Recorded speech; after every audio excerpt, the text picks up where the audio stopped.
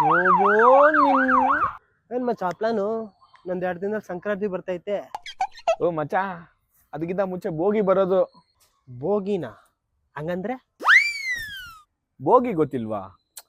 ಸಂಕ್ರಾಂತಿ ಒಂದ್ ದಿವಸ ಮುಂಚೆ ಬೋಗಿ ಬರುತ್ತೆ ಮಚ್ಚ. ಬೆಳಗಿನ ಜಾವ ಈ ಹಳೇದು ಪಲ್ಯದೆಲ್ಲ ಇರುತ್ತಲ್ಲ, ಅದೆಲ್ಲ ಎತ್ಕೊಂಬಂದು ಬೆಂಕಿಗೆ ಹಾಕ್ತಾರೆ, ಫುಲ್ ಸುಟ್ಟಾಕ್ತಾರೆ. ಅದೇನಂದ್ರೆ ನಮ್ ನೆಗೆಟಿವಿಟಿ ಎಲ್ಲ ಈಚೆ ಹೋದಂಗೆ ಸುಟ್ಟಾಕಿದ್ರೆ. ಹೌದಾ? ಹಾಗಾದ್ರೆ ನಾನು ಹೋಗಿ ನನ್ನ ಹಳೆ ಪಳೆದೆಲ್ಲ ಪ್ರಿಪೇರ್ ಮಾಡ್ತೀನಿ. ನಾಳೆ ಒಂದೇ ಸತಿ ಬೆಂಕಿ ಹಾಕ್ಬಿಡ್ತೀನಿ. ನನ್ನ ನೆಗೆಟಿವಿಟಿನೂ ಹೋಗ್ಬಿಡ್ಬೇಕು ಒಂದೇ ಸತಿ. ಓಕೆನಾ? ಬಾಯ್. The next day.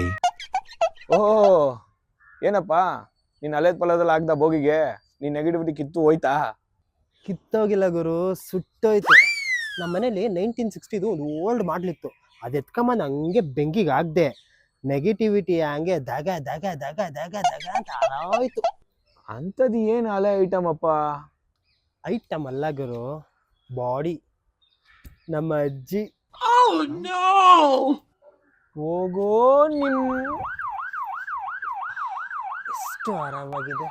Piece piece piece piece piece piece piece piece piece.